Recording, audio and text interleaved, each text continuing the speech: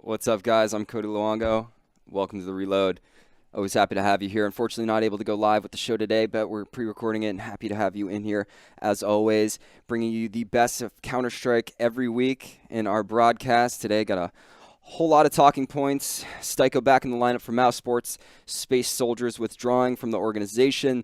Brolin going over to Fnatic. The retirement again of Skadoodle. Epicenter preview. And was it actually easy, friends? We'll get into some of the action, but let's go ahead and bring in our guests, our special guests this week. It's our resident guest. He's here all the time. He's an ex-American Counter-Strike player, coach, commentator, analyst. He's probably sitting there thinking, how many unique ways can this guy bring me into the show? And you know what? I'm not done, baby. I got plenty of them because it's the man. It's the myth. It's the legend. It's the Bears. Let's see him. What's up, buddy? Ooh, I like that. I'm feeling good right now. I'm feeling good. Thank you for introducing me. I'm feeling great, excited. You know, letting loose, breathing through the nose, out through the mouth. You know, doing that yoga. Started yoga the other week. Feeling really sore, but I'm feeling good at the same time. So I can't complain. That yoga, man. I got to get on that. I got to get on that. I got to open the hip. You got to open the hips. Okay, my hips are very stiff. You got to open them up. Stretch them every day. All right, it's good. Let's get it going. Let's get it going, baby. It's always happy to hear you. I love that. It's like a challenge, right? It's like how I bring you in versus how you actually come in, man. You always got the today's the eyebrows. You got to change it up. Next week it could be glow sticks. I don't know. I'm going to bring anything. Okay. I got to get some glow sticks. You know what I'm saying? Game on, baby. Game on. I'm ready. But without further ado, let's bring in our second guest today. He's a very special guest. I don't even know where to start with this guy. He has so much experience in the Indian and Asian Counter-Strike scene. They call him the Asian Counter-Strike expert. Let's go ahead and bring him right in. Sudhen, Bleh. Sorry for laughing. Don't they do this in yoga, by the way? Like they do the namaste. Namaste. Yeah, you know, bring it close to your heart. Is this a cultural thing, or is this we doing yoga? I can't tell between the bears. It's supposed to visualize twist your body. Yeah. It twists your body. It helps center your energies, your chakra. Well, not chakra. They don't say any of that. But chakra. You know, they don't do any of that. Is that Naruto? Listen, you know what? Naruto comes from an Asian culture. All right, some of it's going to be from the history of the Asian. I'm sure Sudhen will correctly know way more than any of us since he's from the area. But I'm just saying what I know as an ignorant white American. That's fair. Sudhen, how are you, buddy? I'm doing well. So enjoying the intro. Some Raging Some Machine. Good stuff. Yeah, we try to keep it fresh, edgy. Bears love that. It pumps me up. That's my pride and joy. Every time. Maybe you see him throw that flashbang. Terrorist, blinded. CTs come in. CZ. It's hype. Love it. Gets me going. Gets the blood moving. It's just quality stuff. Boy. And look, you were in an Iron Maiden t-shirt. Oh, I forgot to mention. Sudhen. Oh, yeah, I just noticed it right now. I love Maiden. I'm wearing Guns N' Roses right now, if you guys can see it, like some old school G. Oh, you know. Okay. I got there. I got Bob. What do you got? I'm wearing I got Bob Marley right here. Oh my God, what is this? The Reload music special? Music special. I dig it. Soon, I'd seen you on HLTV Confirmed. You know your CS, very analytical, well spoken, and I saw you there, and I'd put you in the system. I said, I gotta look into this guy. Gotta get him on the show.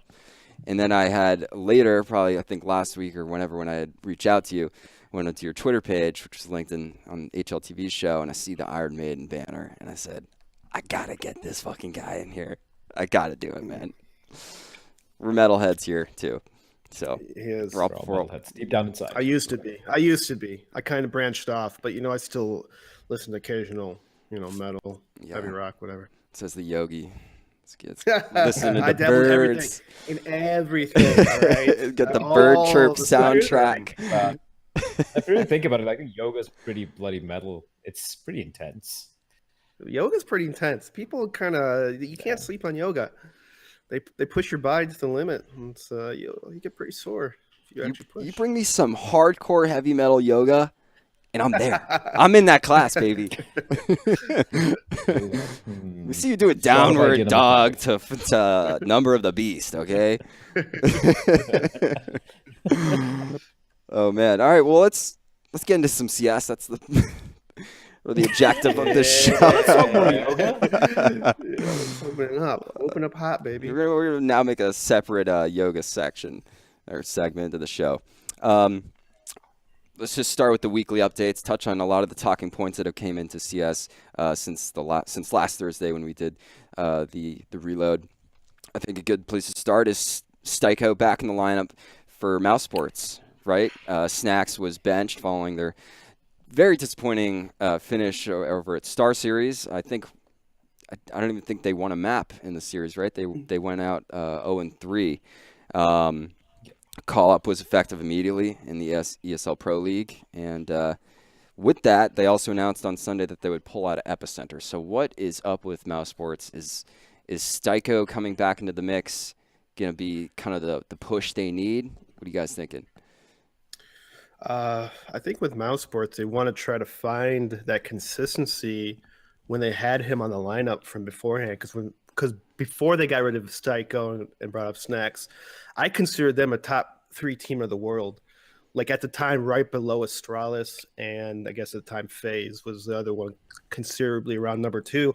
And Mouse was just right up there. They weren't winning too many tournaments, but I think they would end up winning one and getting a lot of like second, third places. So they're up there hanging with them. Mystico, unfortunately for him, he played the shit roles. He's flashing for his teammates. He's being the eyes. He's trying to find out numbers and just pretty much be the bait for everyone else. And unfortunately for Mouse Sports, they thought that they could do better by trying to maybe get a person that has a little more, I guess, playmaking ability. Snacks was more of a playmaker kind of guy, but it didn't work with their overall team chemistry.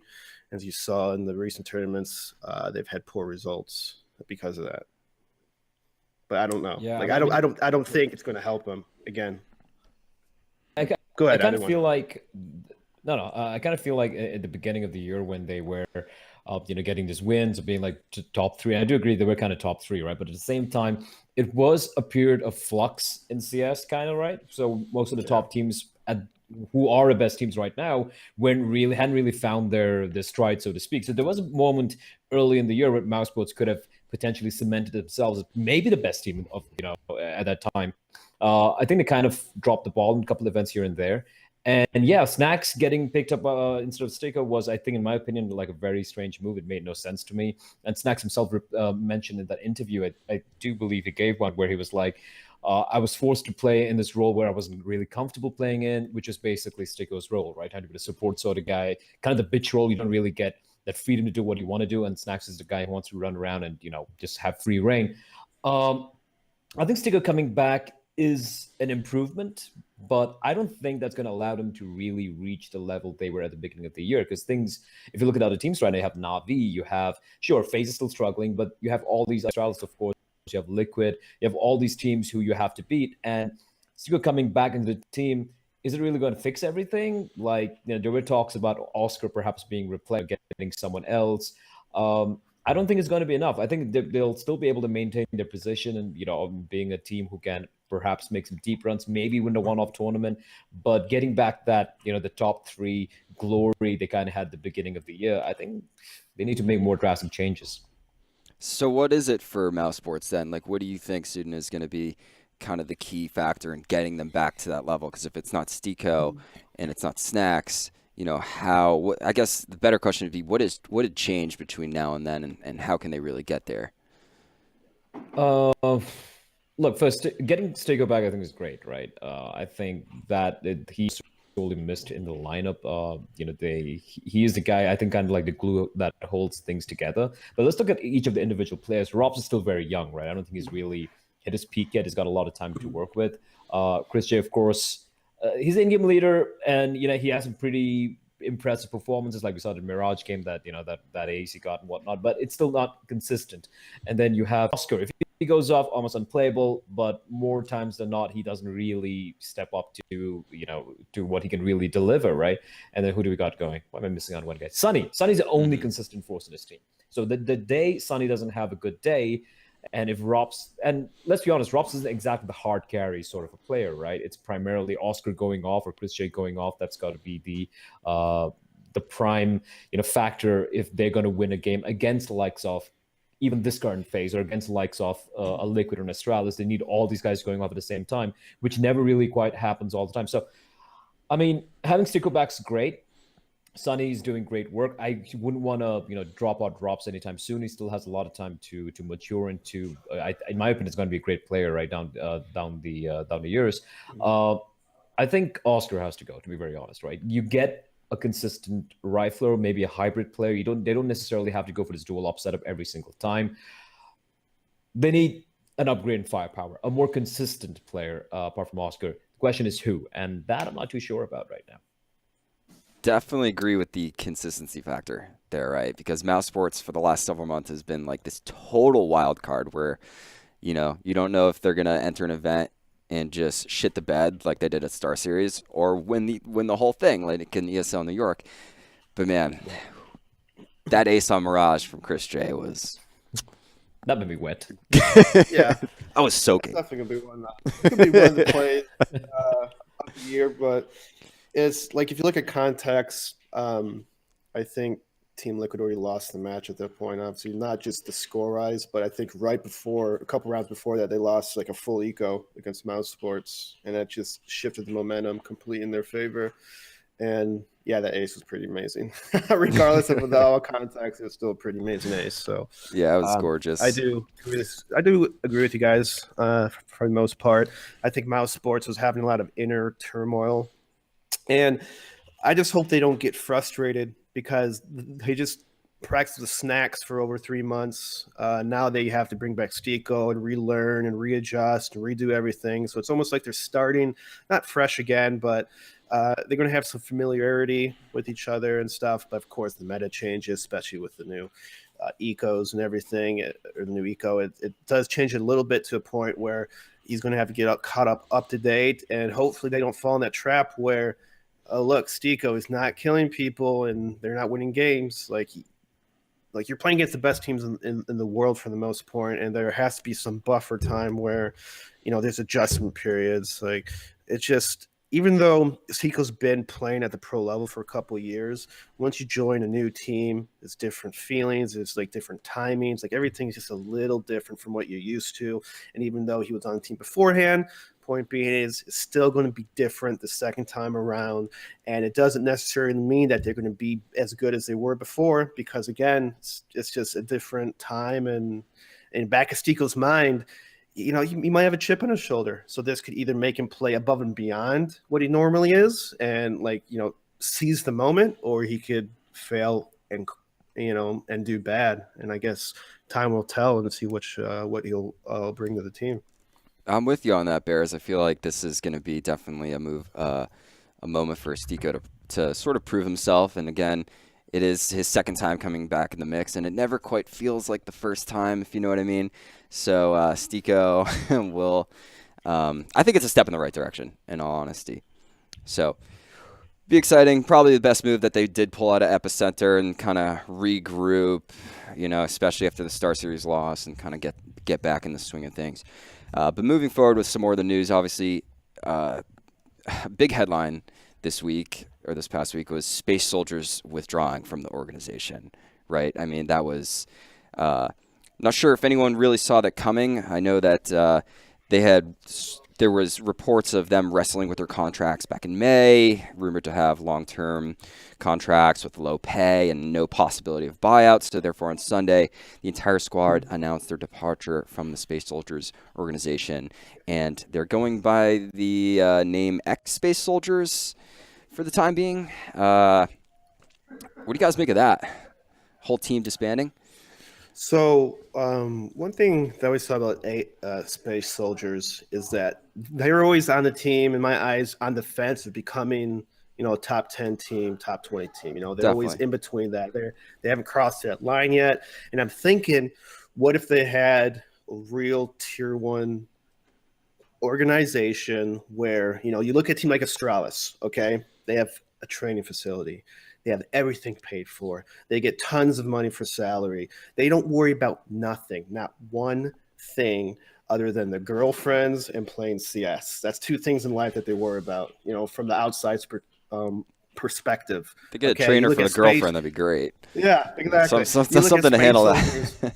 You look at space soldiers, and they want to pay them for pennies, no buyout, for years on contract. They're just trying to rip them off and take advantage of these people. And I think that they need to, if they want to become a top 10 team, you kind of need a top 10 org to replace all these, distractions. There's a lot of distractions when you're trying to make it big. There's so much things you have to go through. And it does kind of make you a stronger person. But at this level, I think they just need something to push them over the edge to really take them. And, I'm happy for them. They deserve better, and I think they can do better if they get a little more support. So, what do you think is the likely? There's probably not a strong likelihood that this unit is going to stay together then, right? Or do you think? Like all the players? Well, if they get picked up by a big org, maybe. Like maybe someone throws a bunch of money at them. Good possibility. But I would not be surprised if a person like Zantares or Calix are kind of looking for new teams. Maybe, there's a lot of rumors about Hellraiser kind of a shakeup and how Zantares on the team would make them a really, really strong team in the area. But then again, I don't know. It's like there's a lot of good players from the area. It's just, I don't know, they're kind of spread out. Like I think they can make a super team in the area if they really wanted to, put a Woxic and some other people from Hellraisers, and they could possibly make some happen. I don't know.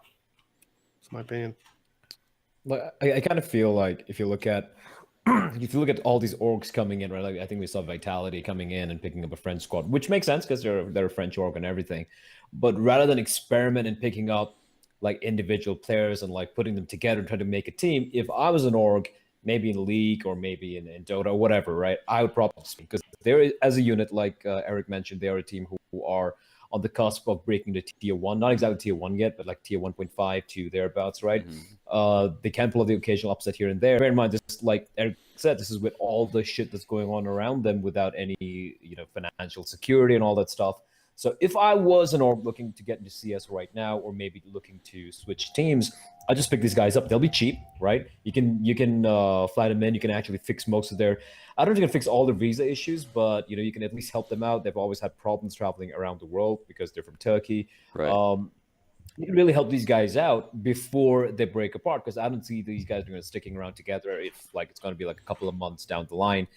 And bear in mind, if this team's going to be without any contracts with like a month, Zantares is going to get picked up like that by any team, because that guy has what it takes, right, to really step it up. And he's been learning how to communicate in English as well in FPL and whatnot. So if an org really wants to pick up this team, now is the time. They should do it real quickly, or else Zantares is out of the picture. And once he's gone, I'm not saying the team's complete rubbish, but they're losing a very key element in that particular lineup. Yeah, this would be a huge opportunity for a separate org to kind of step in and grab them. That's at least the first place that my mind goes. This team that is on the cusp of greatness, so to speak, right? Also, barrier, they're a team of a country, pretty much. So it's like, it's not just picking up the team, but you're like kind of picking up Turkey in a way. So it's kind of like what Noah did with MIBR, with his being Immortals. It kind of brought him to a Brazilian fan base, and so he kind of ran with it. He's like, well, I could kind of corner the Brazilian market, and so that's what he did. He captured MIBR. He brought the best Brazilians in the world, the former SK, and so I guess you could kind of do that with Turkey. I mean, they're not as big as Brazil, but that's a thought. They're pretty passionate. Yeah. That's a solid move from Noah, and obviously to your points in Team Vitality, the all French roster that we have now, who unfortunately lost to Optic Gaming, I believe, in the GG Bet Shuffle, which would have qualified them. I mean, yeah, it's not a bad loss, but it would have seeded them into IM Chicago, and what a story that would have been, right? Having Vitality appear there. It might have been a bad loss in terms of how they lost, because Nuke, I think they're up 14-2 on their CT side, and then they end up losing overtime. So I think a lot of people are upset about that. I think a lot of people are upset about that because they were literally on the cusp of beating Optic Gaming, and that would have been huge. But then they kind of choked a little bit, and they end up losing this series after that map. So we'll see if they can figure out those kind of little mistakes. Endurance, I should say. Yeah, more endurance. I wanted to see them at Chicago. Probably mostly because I'm going to be there, but yeah, there you go. There you go. Yeah, so that one hurt me, but nonetheless, Optic definitely deserved that one. However, another big kind of story this weekend was Fnatic confirming their signing of Brolin. Right? There was rumors that the organization had their sights on him, on the 16-year-old Swede, and then literally the next day the deal was completed and they transferred him over from Red Reserve. He was the second signing in 2 weeks for Fnatic, with Twist joining the team as well. He played his first online match yesterday against FaZe. They won 16-5 in Mirage. Lost the second one 11-16 on Furno in their EPL match. Brolin seemed to kind of fit right in, I'd say. I mean, unless you guys have other opinions on him, I'd say that this was he seemed to perform well in his first kind of outing with the team. Another point is that their first LAN will be at IEM Chicago with this new lineup. So what do you guys think of this pickup for Fnatic? I don't know too much about Brolin other than he's from Red Reserve, because I don't watch Red Reserve replays. no disrespect to them, but I just had, just if I was going to watch replay, it's going to be like Astralis or some other top team. But if there's a positive for Fnatic, I guess, is that now they have two players from Red Reserve, Twist and him on the team. So chemistry-wise, that's pretty good for Fnatic. Got some young players on the same team, so it takes a little less of, I guess, work to really fit them in, which is still saying a lot because you still got a lot of work to do. But I really want to see how he does in the LAN in Chicago because, online matches, anyone can do good online. You're sitting in your home. You got some nice armrest on your chair. You're not feeling nervous. When you go to LAN, the lights are hitting your face. You start sweating. You start being a little nervous. How are you going to control those nerves? You can let people chirping at you. Are you going to let it eat you alive, or are you going to rise to the occasion? And so that's what I want to see if Brolin will rise to the occasion, and I think that will set the tone if this guy would be a good fit or not for Fnatic. I mean, in my mind, go on, Sudhen.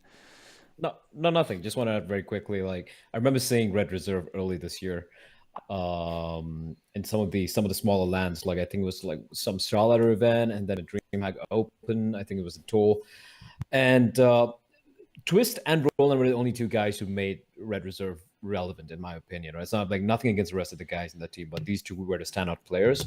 And looking at how shit Fnatic have looked and some of the most questionable, the roster changes they've made this year, I think this has been the best move overall. I think Brolin learned a lot especially from players like Crims and JW, of course, exists as well. I think that's one thing he's been struggling with in Red Reserve, right? Most of these guys are pretty young players. And then Twist was, of course, there to help him out, but Twist really doesn't have that the likes of Crims has, like JW has, major that. So I think this is definitely, just answering your question, it's definitely moved in the right direction. And I'm pretty excited about this. I think it's high time Swedish CS, kind of came back. The Danes are taking over, man. I know. Do a military coup in here. Get the Astralis boys out of here. Blame Anders. Been pumping them up for a whole decade. Damn it, there we go. Damn Danes, man. Damn Danes. They're so good. Well, Fnatic, their first LAN will be at IEM Chicago, so that'll definitely be one to watch. I'm kind of with the general consensus that this is probably one of the best two signings in the last recent months for Fnatic. So, again, be on the lookout for them, see how they're doing at the EPL, and kind of go from there. Although, not to be outdone, anything we've mentioned up to this point is probably taking the backseat to the news of Skadoodle exiting from C9, right? I think that's probably one of the biggest stories of this week, right? He announced on Tuesday he'll be taking a break from the competitive Counter-Strike circuit, geez, for the second time. He had quite the resume with Cloud9, joined back in April of 2015, helped the team through leaps and bounds, leading to countless victories in championship, as well as the E-League Boston Major. CEO C9 Jack said, "I could talk about what Skadoodle has meant to Cloud9 for years, and it still wouldn't be enough. He's the embodiment of North American Counter-Strike, and his break is beyond well-deserved. We're grateful to have him in the Cloud9 family and look forward to whatever comes next." One of the things that kind of I'm thinking right off the bat is, okay, this is the second time Skadoodle is retired. Is he going to come back? What do you guys think? Because it says he's taking a break. I don't think he necessarily had said he's gone. He might forever. play for fun, casually, but again, he seems like he's been in this retirement mindset for at least over a year. He wanted to retire earlier, but he was called back just because of the major, and so like you don't want to screw your team over. Like if he quit CS and was like, yeah, you know what, I'm not going to keep our major spot, screw you, that'd look really, really bad to him. So kind of forced to come back a little bit. I don't think he hated it, obviously. I mean, you probably have to have some fun doing it. But good thing that they did win the major. It was from beforehand. That was awesome. Good for him. And I mean, he's been a big part of CS:GO for the last, ever since it's been around. And I remember first meeting him. I believe this is the first time meeting him was Midwestland. Was it I think it was Ohio. It was 2012. He was on a team with Volcano, and this is when CS:GO I think just first came out. And I think Skadoodle was, I don't know if he played Source. I think he was a Source invite player, and then he came to this LAN with Volcano, and they just mopped the floor with everybody. So good. I just gotta say thank you, Skadoodle, for all your support, the years of playing and keeping the game and the American dream alive, and good luck and best of luck to you, man. It's definitely sad to see him go. Yeah. I guess another sort of follow-up question is, where does Cloud9 go from here, right? They just signed Flusha over to the team. One important keynote is that Skadoodle's exit comes after a $50 million Series B investment for Cloud9. So they can obviously afford to replace him with some pretty stellar talent. Any ideas what the team is going to do from here? Who they might be looking for? Who they should be looking for? Because obviously this team is in peril right now. Let's be honest. Yeah. Well, I don't know about this team, man. It's kind of like a crappier Fnatic, don't you think so, Eric? Right now. Okay. They are getting a lot of hate because of how C9 was beforehand. They're kind of a lackluster team, and so that didn't rub right with a lot of people. And then they got someone that was cut from Fnatic, Flusha, and then they have Golden. He was probably also cut from Fnatic, wasn't he? Was he cut or did he leave? I think it was cut as well. I think he got cut. So people are thinking this is a reject team, and so they probably. So far, they did have a lot of mixed results, but again, they've had roster problems or roster changes consistently for the last, 3-4 months, with Golden coming on and then Skadoodle and all them. He came back, now he's gone, and now they got to find a solid opper, which there's rumors of Automatic being there, but you know what? I've watched some C9 demos recently, and I actually like how Golden, the type of player that Golden is. I think we'll see in high tense situations because he seems like a very methodical player in terms of you watch this guy in a demo, he knows 10 different smokes of the same smoke, like 10 different kinds of smokes to smoke off the same area, on the run, in this corner, this flash, that flash. So I think Golden is actually a really, really good support player, and the way that they play seems very methodical. But again, at the high level of CS, you can't always be methodical. So we'll see if he'll able to bring some randomness, maybe some explosiveness to C9, because it feels like it's been a while since we've seen an explosive C9, with Stewie 2K and Tarek. They're aggressive, they're peaky. But then after they got FNS and them, they turned into a slow, defaulty, just methodical kind of, but it didn't work out for them at that point. So I hope Golden can bring some of that methodical play style, but more maybe a little explosiveness, use some of the aim of your team and have some creative. And I think I hope that I can help him. I think he's underrated. I think Golden's underrated, to be honest. I think he's good for C9. As if C9 will do well, I think it depends on the fifth and who they would get it for a fifth. I mean, they put out a tweet the other day about finding a possible fifth. Just open kind of tryouts. That's kind of a red flag there.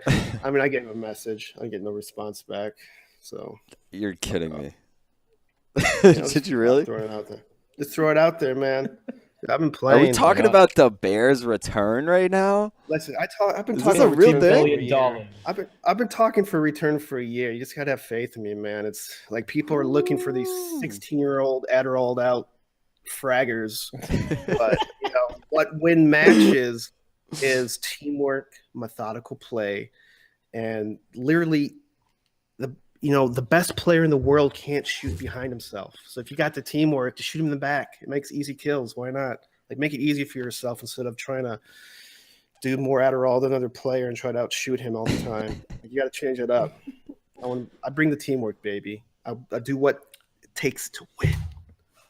I'm a little disappointed the Bears and say, what you require to win is desire, discipline, and dedication. You really dropped the ball there, the Bears. Listen. But, I know what you mean. I'm sorry. But you know what? Here's the thing, right? Like, okay, look, if you're an NA fan, NACS fan, Skadoodle did something which no North American team has done for win a CS major, right? So that's great. That's a great achievement. He did what had to be done. Made NACS great again for a very short period of time until the team completely disintegrated. Here's the thing: when Tarek, just a couple of weeks, when Tarek left, and alongside, wow, I can't remember. Stewie left. Sorry, when Stewie left, that guy. I remember seeing that guy. I remember seeing that documentary with Face It, where he was like, you know what, the team kind of fell dead after they won the major. It's like, all right, guys, we won the major. What do we do now, right? And there was a lack of enthusiasm, commitment, drive, zeal, however you want to call it. And whenever that's there in a team, and you look at the players there, you have Automatic, you have Rush. Those guys are very good players. We all know it. And Skadoodle, from quite a number of sources and what I've heard about and read about him, the guy wasn't really feeling it, right? He just hung around. He casually won a major, had incredible performance and all that. But if he's going to be a problem in the team, you got to let him go. Now, we don't know if the decision was him to really don't know if it was him just taking a step back, retiring, or was it, Cloud9 saying, hey, you know what? We need to change the team up. We're just gonna, make you take a backseat. You can stream for Cloud9. You can just remain in the org while we try something else. Well, we don't really know, right? So I think it's the move in the right direction. Now, the question they pick up, I don't really see any players available right now, and I don't think Cloud9 have the patience because it's been a while and they've just really sunk real deep right now, right? So I don't think they have the patience to pick up an unknown entity and try and figure shit out and all right, you know what? We can pick up a 16-year-old kid. Maybe it can work. I don't think they have patience right now. So I'm thinking some free agent. I'm thinking someone like Scream. Yeah, I don't know if it's going to work, but I think just might pick it up. They have the money right now. He's a free agent floating around. Why the hell not? See what happens. Yeah. See what clicks. This is true. Or they get Bears. Or get the Bears. Get me, man. I'm not even that expensive. I just want food and a room. That's it. That's all I need. Get you wins. We'll do it for some food stamps. Food stamps. Let's go. Man. No, but I think, I think that's pretty true. I think, the fifth Scream seems like the best option that we think of off the top of our head, but other than that. Yeah, I don't know. I kind of to your point, Sudhen, the Cloud9 losing enthusiasm after the major, right? I think that's something that would separate Cloud9 in that state at that time versus Astralis today. Someone a team that is constantly hungry to improve at stay in the top, right? You know, they say getting to the top is easy, but staying at the top is harder, right? And I think that that's like a huge disconnect and separation between the two teams, right? And I think also, Yeah. sorry to interrupt. I didn't mean to interrupt, but Go on. I say sorry to interrupt as I interrupt. Sorry, I'm an asshole. But what I was trying to say about C9 is that I think they realized they played way above. When they won the major, they were obviously playing out of their minds. Like Skadoodle was just ridiculous. He was absolutely ridiculous. Probably the best tournament that I've seen him ever play. And they won a major because of it. I think they knew they couldn't replicate that kind of magic. And so that's why Stewie left, Tarek left, because of, as before, maybe the passion wasn't there, and they just went one last hurrah, and it was phenomenal, but they just couldn't replicate it after that, and everything fell apart. I'm with you on that, Bears. It's crumbled. Sad music. Cue. I need to get some of that. I need a little sad music button right here. Just one button, one function. Sad music. It's all the sad tales of CS. Moving on to another huge story that broke last week was the CSGO patch update. Changes in the weapons, which were minor compared to the economy fix, right? So, not sure if we're able to pull this graphic up or if, oh, there he is. Okay, so I thought my producer was taking a little break there. But anyway, here's just a quick overview of the patch notes. Obviously, the CZ had a bit of a nerf. Tech9 was buffed slightly, although it's regarded as not really being competitive viable still. And the AUG and the SG had their prices reduced to just be $50 more expensive than their AR counterparts, the M4 and the AKs. So if we swap to this next graphic here, you can get a little bit of visual. I love this. Took this off Reddit. And the credit there is being blocked by the bug, but that's all right. You just see the nerf of the CZ having a bit more of an erratic spread, more vertical, harder to control. Because before the CZ was, in the right hands, an absolute killing machine, right? Still is. It still is. The only way to nerf CZ is take it out. It's an automatic pistol. It's broken. For anyone with any good aim, it's broken. No one, if you just look at that picture you just showed. If you spray someone, yeah, that's the recoil. But if you're only spraying someone if they're right next to you, anyways. Otherwise, you're two tapping with the CZ, which is still pretty accurate in general. It's still It feels like it's 2 bullets right on the crosshair, the first 2 bullets. So I mean, he's got to take out the gun. I think take out the gun in competitive play, I think will fix so much bullshit in the ecos. Just from taking out the CZ. Just take out CZ. I could deal with any other pistol. Maybe a little bit something with the 250, but other than that, I could deal with any pistol. But the CZ has to take it out. It's just too much. It's just too much, and it's just broken in my opinion. I think it's like too late now for them to take it out. To be very honest, I don't think they're really gonna remove the gun. But what they could do, they make it as useless as the R8.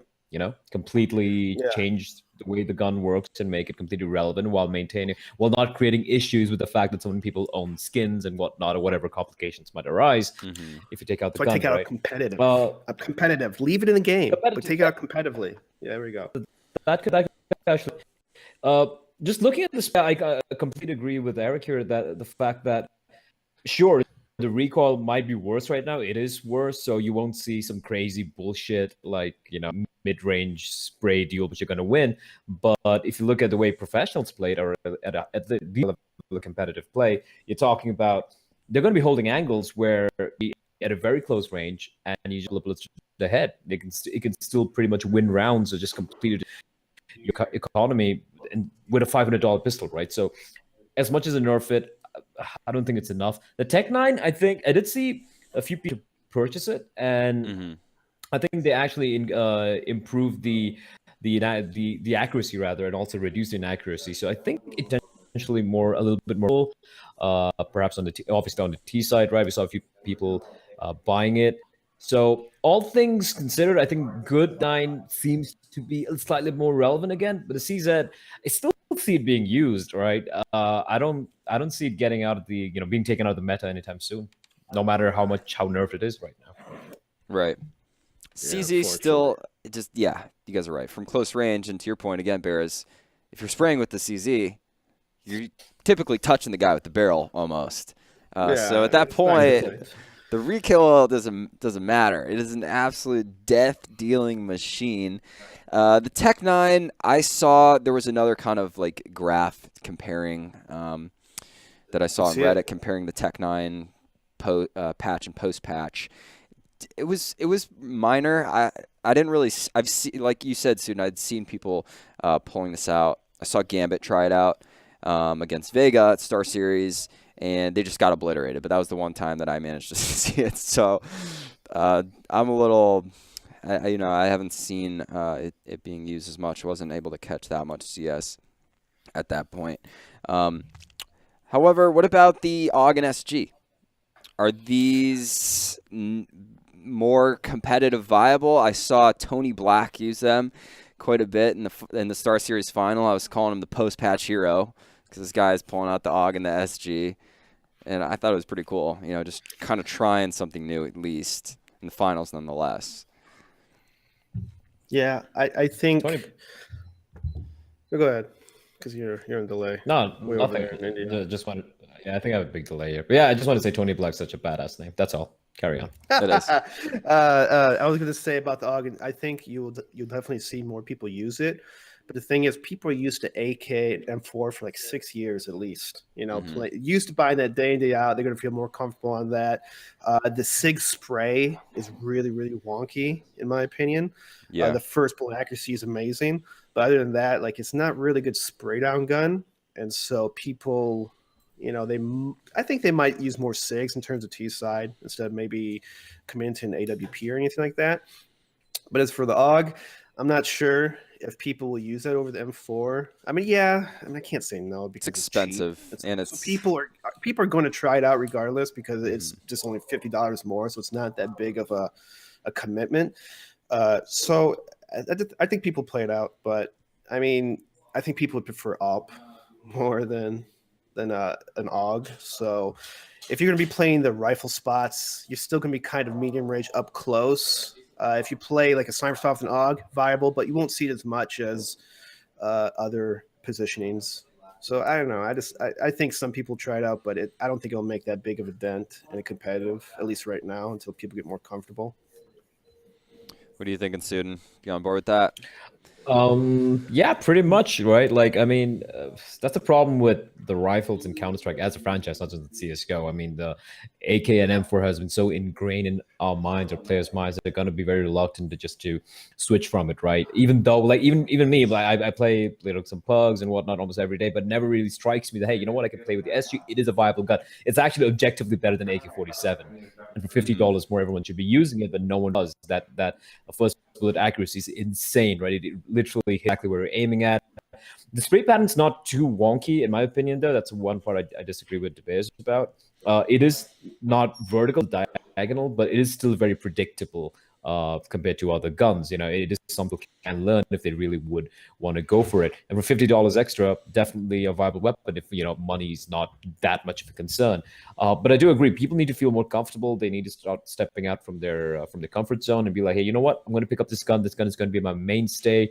But there's so many things that come into play, like if you can't buy that gun, you're not going to be finding this gun around that often. And also, I'm just hypothesizing here, but the M4 spray, the AK, so adding in 2 more gun spray patterns, it's not impossible. You can of course learn it, but it's adding an extra level of not uncertainty, but more like confusion, I'd say, right? Like at a heat of the moment, you're going to be swapping weapons left and right. You're so used to M4 and AK. Is it worth you putting in the time and effort to figure out these two guns considering at the the level of CS right now? Because the difference is not that much, right? Even though just $50, is it really worth it for that little bit of scoped action, a little bit of damage, especially for the SG? Is really worth it? I don't know. I might see someone like Scream or some of these more insane, up and coming aimers, like the guys who just go for just taps all the time. I can see them going for the SG, for example, right? But generally, if you look at some of the more rounded players who have to hold sights and have to go for sprays and whatnot, I don't think they have the time they don't have the time basically to try and learn a new gun at this point in time. Those are good points, Sudhen. I think, what if the opting for the auger, probably more likely the SG, as somewhat of like a defensive option, right? In a way in which if you go down on the T side, CT comes up, picks up your SG, thinking it's going to be an AK, and they're oh shit, now they don't really know how to use that use that weapon. That could happen to teammates as well, right? Like you die and your teammates are like, all right, okay, you're dead. There's a gun. Oh shit, it's like, what the fuck? Well, then it becomes like sort of like a niche in a way, right? So it's like this person can pick up the SG and play with it and be deadly and lethal. So I don't know, just something to kind of consider. But I think that you guys are kind of right, and I agree with the fact that the AK and M4 are still going to be sort of the golden standard. But I hope we can kind of see some of the AUG and SG implemented in the game, because it's just exciting watching CS evolve. With that, and the evolution of CS is the huge economy update, right? So the start of the half starts with a 1-round loss bonus is the best way to put it. So it increases that first round losing bonus from 1,400 to 1,900 and 2,400 for subsequent losses, and so on and so on.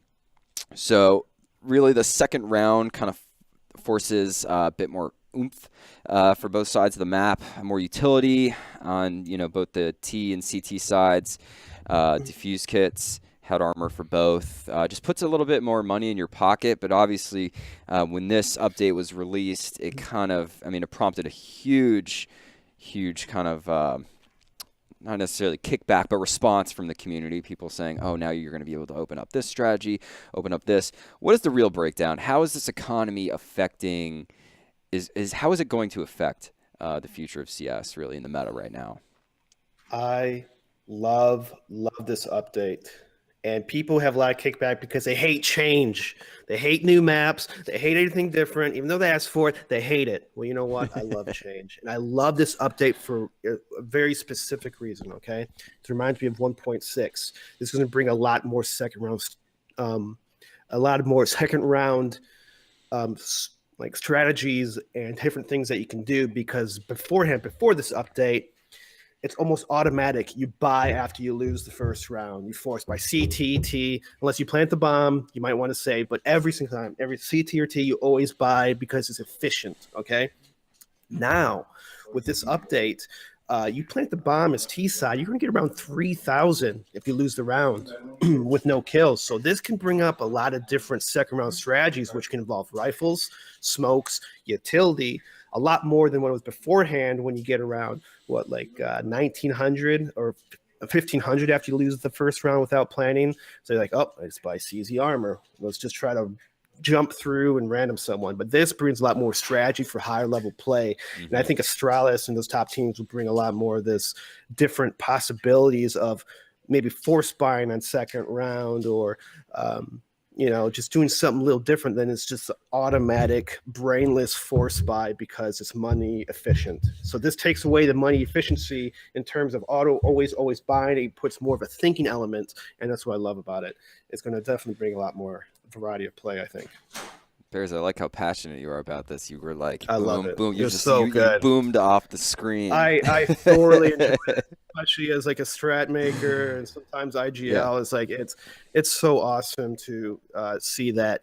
Not only that in the second round, but on the gun round for CTs is very, very important. On the third round, you can buy a CT, which is huge, and you can buy with utility. Beforehand, you force buy on the next gun round or whatever. You have bare minimum amount. You have to buy no head armor. You have to buy a nade, maybe a kit if you got some kills, and that's it. But now you could buy kits, you could buy nades. I think it's really good for the game, and people were pretty ignorant if they were hating on it at the start. I agree. I think the extra utility is huge and adds so much more strategy, right? You don't think that necessarily an extra smoke or a molly or flash is going to change really the outcome of a round or map. But, you know, obviously in the hands of a professional, this is a huge, huge advantage for them coming into the second round and opens up like a whole new wave of strategies in the opening rounds of a match. Where are you sitting at this with Sudhen, this update? I completely agree with Eric. But before that, I just wanted to point out how it's not as if Astralis aren't overpowered, but they had to buff the SG, and the best player in the world with the SG is Magisk. So I think it's all a conspiracy, you know, trying to just make Astralis unstoppable right now. But yeah, just coming back to economy. I think Eric would remember, like, you know, I think it was like when I just started getting to CS, obviously not as at a very high level of competition like Eric was, but remember when, like, you know, I think I forget what it was, 1.3 or 1.2 or whatever, when it started making the money changes, and 1.5, I guess. And people were actually pretty receptive. Yeah, people were pretty receptive to change. Only thing was, there was this huge period of stagnancy in 1.6 where people were like, this is the way it's supposed to be. And it was great for a long time, right? But it's a new game. It's CSGO. Things are different. We have CZs, we have Tech 9s, we have so many things. The money bonus is different and all that. So it's high time for a change, and I, for one, welcome it. Because here's a really cool thing, just to add on to what DeBeers was saying, is now it's not about just what strats teams are going to use, the buy strats are going to use now in the second and third, also how teams are going to approach these rounds. Now, as a T side, you could actually be forgiven for not even trying to go for the win on the pistol round. You could just go in, don't buy anything, just try and get the bomb down, one smoke, right? Try and get the bomb down, eco the next round, boom, you have a full buy. Now, the CTs, though, they win the first round, they don't have money for a rifle buy, they're just going to go for SMGs, maybe a FAMAS. Now, you're going to be going in round number 3 as a T side with full utility, AK-47s on everyone, full armor against, you know, a CT buy, which is going to be looking a little rough there, right? And then you can start dictating the pace there. So you can actually give up the first 2 rounds. That's one approach. And likewise, I'm like at least 3 or 4 at the top of my head approaches that teams can consider. And I'm sure there'll be way more, like teams like Astralis and Navi and, you know, and Liquid are going to be figuring out that shit as we speak right now. So personally speaking, I think this is a very exciting time. And for CS, especially so late in CS's lifespan, right? 6 years down the line, huge meta shift. And I think it's one of the most ballsiest and one of the best, you know, changes that Valve has done for the game. I think it's great. I think we're going to be seeing some very exciting CS building up to the IEM Katowice major. Yeah, definitely. I certainly welcome the change. I think the kind of the shift in the meta and the strategies is a good way to kind of weed out teams that aren't able to compete with the latest and greatest strategies, right? And to able to follow that meta. But to your point, Sudhen, do you think that this update favors the Ts or puts the CTs in a more difficult spot? I think it favors both. It's hard to say, but yeah. I think it's both. No, I agree. I agree with the Bears. I think it really favors both because even before this particular change, right, it was always kind of 50-50. Like on the CD side, you know, you will always have trouble buying equipment, obviously, because, you know, you need to have the utility, especially in maps like Inferno or Nuke, for example. You need all the utility early on. And if you work out, if you lose the pistol round, you lose the force buy, then you kind of strap for cash, like Eric mentioned a while back. Now, even if you lose a pistol round, it's cool. You can have full utility. You go into a gun round with everything to work with. So it favors the CD side. And like I mentioned, on the T side, it gives you way more options. So I think it's a pretty fair trade. Okay, fair enough. I know that was kind of a huge concern amongst people, is that they're saying, oh, well, this is sort of T-heavy right now. But to those points, yeah, I think that regardless of how it goes, how it's perceived, it will be interesting. It's a nice dynamic. It's a nice change to the dynamic in CSGO. So I'm certainly on board with it, and I'm glad to hear you guys are too. Moving on to something a little bit more recent, StarSeries recap. And was it easy for ENCE? The team toppled Vega Squadron in a 5-map marathon. Over the last several months, they placed top 8 at ESL 1 Cologne, losing to Navi. Performed actually quite poorly at the London Major. However, at StarSeries, they defeated Big and Optic, pitting them in the finals against Vega, where they were quite consistent, disciplined across all the maps. They definitely looked in control. I think that despite the 3-2 scoreline, Vega never really looked like they were in control, or ENCE, you know, didn't exactly look like they were out of the game at any point. Although that, yes, the scorelines were a little tight. They looked to have just a good, solid grasp of this series the entire time.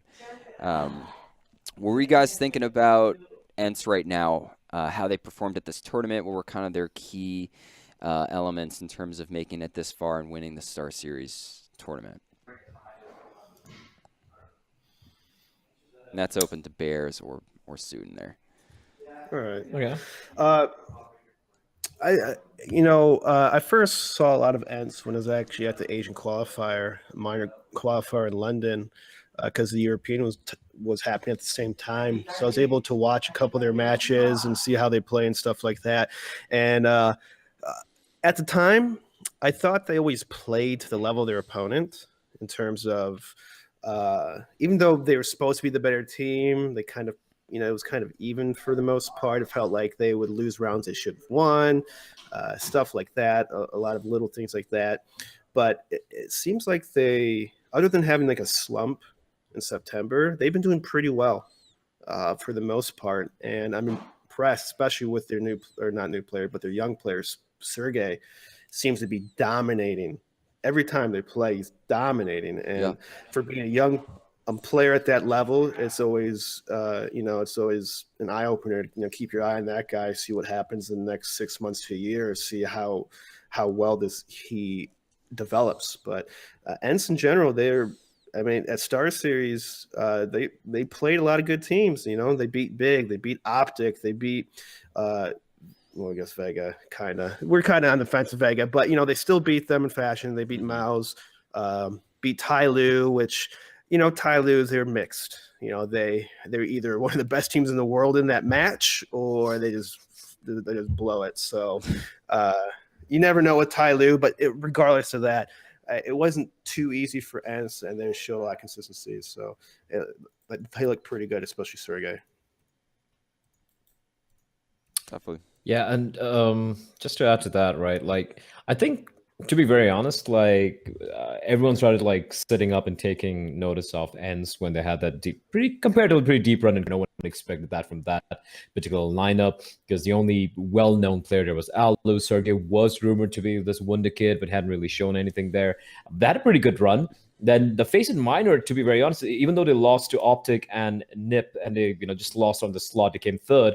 They were tearing through everyone at least till the final day, Eric, if you remember, right? So the rough day in the final day. I think Alu was sick, because I was speaking to Natu about this, the father of the team, and he was like, yeah, the boys, they kind of like weren't able to quite close it out, so they kind of lost that game. I think that's the one black mark against them. Apart from that, they had, just looking at the lands they played so far, they played a Finnish championship where they destroyed everyone, easy local land.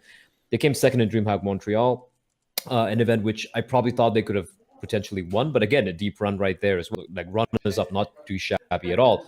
And in StarSeries, where we have NRG, we have Mouse Sports, we have all these teams who who are trying to make a stake, who are trying to lay the claim to being a potential tier 1 team. This is an event that NRG was supposed to win, or Mouse Sports was supposed to win, or you have all these other tier 2 sort of teams who are trying to make a case for them. And of course, we got ENCE versus Vega in the finals, which I don't think anyone was expecting. But no credit them. Yeah, they're showing that they are a team that can be dangerous. Given some time, they can really, really do some damage. We saw a few mistakes. I won't deny that final was a little sloppy here and there. It was a fun finals to watch. It was a little sloppy at the same time. Mm-hmm. You got Alu, the experience in Alu. It's a solid unit. This team could actually do things. They could potentially at the top 10, the likes of a Big, for example, and all the NRG, for example, right? These guys could just there, and potentially by early next year, maybe I'm being very optimistic here. They could probably be like a top 7 team or something like that.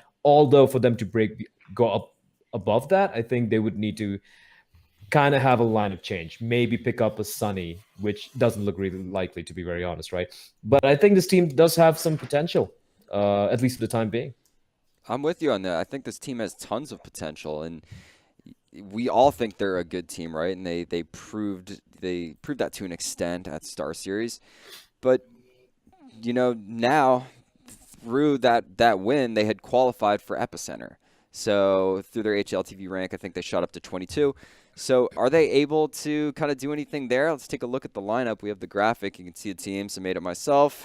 Obviously not that Nice. pretty, but hey, you know. Photoshop skills. Yeah. Nice. I mean, a lot of good teams so far. Vanguard won a qualifier, so you can't hate on them too much. They're going to have a very tough time against some of these players and teams, but for the most part, I mean, you got kind of a struggling phase. You got Navi, who, having one bad tournament recently, but other than that, they're still pretty dominant. Still pretty dominating and simple electronic. You can't count those guys out. They're the two best players, the best duo in the game right now. The best duo, hands down. Everyone knows this. And NIP, who's been kind of doing well, and then Team Liquid also been doing very well, other than getting second place last tournament. But it's still tough. It's going to be really tough for ENCE. We'll see who the final two teams are. I think they have a qualifier. Yeah, I think it's gonna be VP tomorrow. Tomorrow, yeah, it's VP, HR, Swole, and one team. I don't remember. Five Power. Yeah, 5 Power's not making it. Wait, so Swole Patrol is one of the other teams? Yeah. Yeah. Oh, they won the NA qualifiers. You know what? It could be between Hellraisers and Swole Patrol then. I mean, I don't have faith. Makes sense. I don't have faith in VP. I think unless they bring some next level shit, I think they're in real trouble right now. Everyone knows that too. Unless they bring back Snacks, right? I think it's good. That'd be pretty a sickening move. The reverse trade. I don't know if I'd be able to handle that, honestly. If they bring Snacks back, where is he going to go? I don't know. Honestly, it might be the most logical thing, but that is just literally sickening. I don't imagine know about Snacks playing a team without Taz and those people that. Well, he could join B in his lineup, I guess. To who? No, Snacks could join Bialy and in that team of his, whatever it's called. Yeah. I don't even know where he's playing right now. He just got Bialy. I thought he was going PUBG for a little bit. That's what I heard. And then he was playing a couple of qualifiers with some mixed team or something. I don't know. PUBG's dead. Yeah, with COD, right? With Blackout. You guys played that yet? No, yeah, it's pretty all sweet. my friends are playing it. I need it. You seem like a COD player. I was Halo, baby. Halo my whole life, man. You don't even know about a BXR. You don't know what a double shot is, Bears. Okay? Talking about COD in the CSGO podcast. It's all part of the love, baby. We're all one community. We come together eventually, all right? We're first-person shooters. You got to bridge the gap. You got to bridge the gap, okay? Epicenter, the lineup, though, in my opinion, is pretty dope. Obviously, Liquid, Navi. I think NIP is going to be an interesting team to watch. They've sort of had this resurgence since the London Major. Forrest, Lecker, a lot of those guys just looking really good. One of the most storied teams in CSGO, right? So to have them kind of show those bits of life and be in this tournament where it's 8 teams, you have 4 of the more top-tier teams, ENCE coming in there, and the possibility of maybe VP, Swole Patrol, Firepower kind of hopping in. Should be a good match. 300K prize pool, and that's happening next week on the 23rd at the Park of Legends Ice Palace, which is probably the most badass name for a venue I've ever heard in my life, and that's in Moscow, Russia, right? Yeah. The Park of Legends Ice Palace. What? What? English right there. That's pretty cool. Broken English That's right pretty there. cool, That's Google Translate right there. That's what it said. That's what that's what Google told me. Park of Legends Ice Palace. I mean, the name of the event is Epicenter, right? So I think it's kind of fitting. There you go. Ice Palace. What do you think they do there? I want Russia to make an ice palace. Ice skating? That's the first thing that came to mind. Play the tournament in an ice palace. Make a whole castle out of ice. I would not be surprised if Russia did this. I'll put Russia way above and beyond everything else. It's the coldest place on the earth, right? Probably besides it's one of there. It's out there. It's out there. There you go. That's a fresh name. And then quick news, because we're running low on time here, but we just want to point out that the CS Summit was announced finally. It was delayed. It was supposed to be right after the London Major, but it was announced. We have a graphic with the teams there. It's November 1st through the 4th. Yes, after the delay, I'm not sure why they delayed it. I don't think there was any explanation to that besides like a Reddit post saying that it was being pushed back. It was originally supposed to follow the major, like you said. Sort of a break from the large, roaring stages that the major kind of yields. And that insanely... Yeah, it's a nice kind of switch up from that. CS Summit obviously plays an important role in Counter-Strike's history. They've had teams such as Liquid win last year's CS2 and SK Gaming winning CS1, who would both go on to be, top teams in the world. So with that, it's definitely an interesting tournament to watch. And you got a nice little mix of teams there. NRG, obviously. Bear's favorite. We'll always kind of rag on him for that. And Complexity, obviously, just another, one of those teams that we love to see, especially with their run at the major.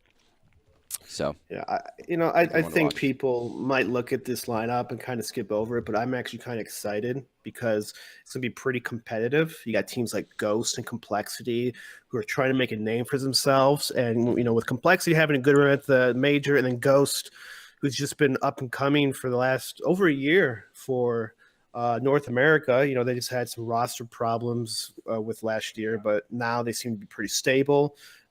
Steele's doing a great job in leading them. Wardell's hitting, crazy clutch situations all the time.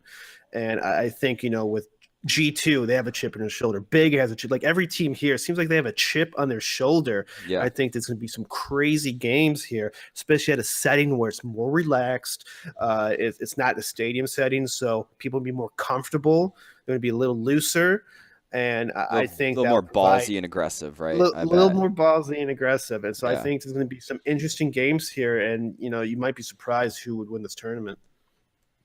I'm not skipping over this one. I'm more excited about Steel, Config, Smooya, and Taz being there in one house and the content that's going to come out from the fucking event. It is going to be incredible. And that's what I'm looking forward to first. And then, of course, the games. I like that. Okay, that's a very good point. You made a very good point there because that's a lot of big personalities under one roof. Yeah, it's going to be a fun one. Ghost, you're right, Bears. Ghost is sitting at the top of the table in the EPL, if I'm not wrong. I was looking at the stats the other day, so they're right beside Liquid. Yeah, very surprising how well they started off at EPL. You would think they'd be a little. Usually, when new teams join, there's adjustment period, or maybe even it takes a whole season for teams to get comfortable playing against some of these top level teams. But Ghost, I guess they kind of had that back in ECS, I think 1 or 2 seasons ago, where they went like 1-15 or something like that. So, I mean, it's not their first rodeo at the pro scene, but they're still considered pretty new, and they've been doing fantastic. So, congrats on them for that. Yeah, definitely, and it'll be looking forward to that tournament starting in 2 weeks. November 2 weeks. 2 weeks. Yep. On this day. So we got Epicenter, and then we have this. Yeah. Oh, that's cool. Back to back. CS, baby. There's a lot of CS. Like a lot of CS. Makes my job a lot harder, but I love it. There's so many matches. You can't watch all these matches. Oh, no, not a shot. Keeping up with the news is enough. 16 hours a day of CSGO matches every day. 16 hours. Come on. I'm prepping to run a show. I'm doing my research every week, and then I'm on Twitter, and it's like, oh, Space Soldiers withdraws from the organization. Ah, shit. And then the next day, Skadoodle is gone from Cloud9. It's like, boom, But it's all good fun, baby. We love it. I'm just playing. But yeah, that's pretty much all we got for that. In terms of the run of show, before we go, I want to run our quick play of the week. You guys will love this one. We're going to run it with some audio and let the clip do the speaking for itself. Grenades again. Oh, whoa, no 5 and 8. Oh, it's happened! Oh, it's a Sunday roast. I don't even know what you put on a Sunday roast in America, Henry. I think it's a barbecue. Get some pork on there. You got to get some pork on there, right? Hello, Gene. A super. How often do you see a Molly ace? I don't think I've ever seen it. I mean, on purpose. he did say that on purpose, though. The team that tweeted out that they actually didn't want to give any frags to the SMGs or whatever, so they just like decided to stand in the Molly. I think G2 did it a while back.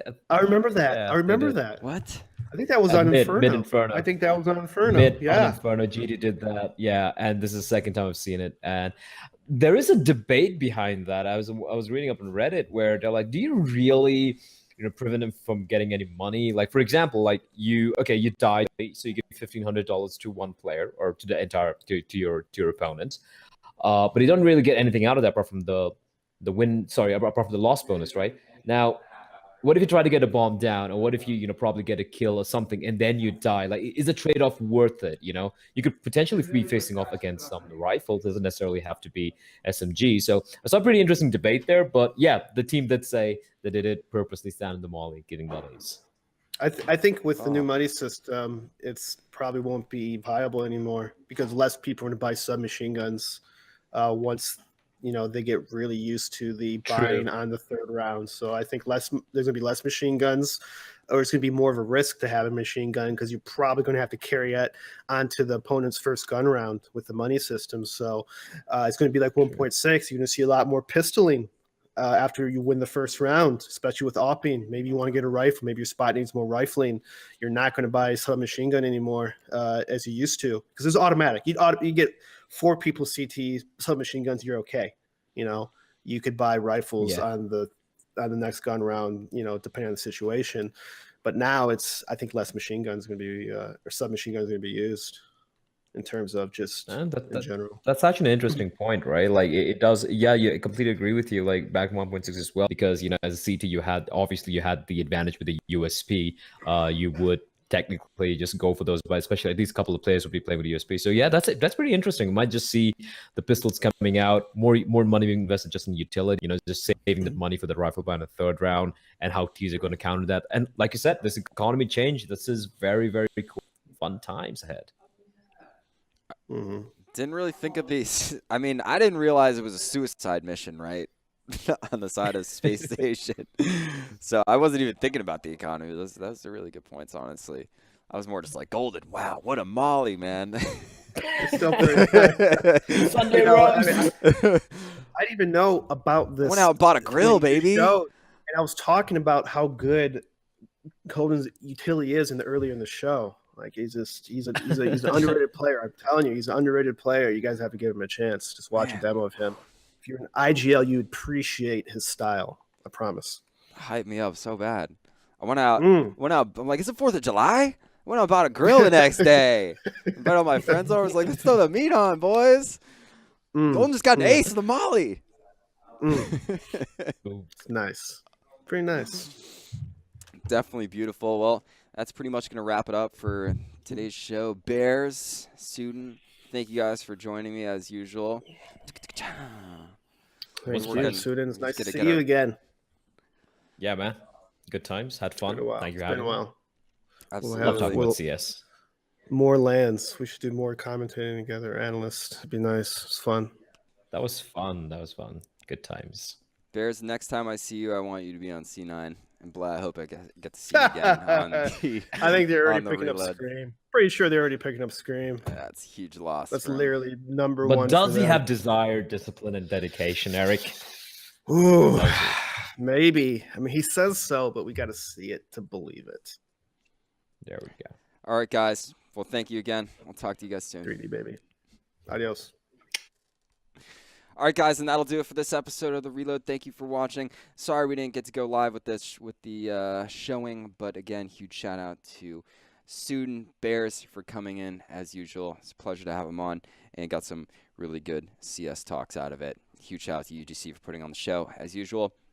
Go ahead and give us a follow on Twitter at The Reload FM. Try to keep it fresh, edgy, and cool with Counter-Strike. A little bit different than that suit and tie proper CS that you tend to see here and there. Try to keep it more fun.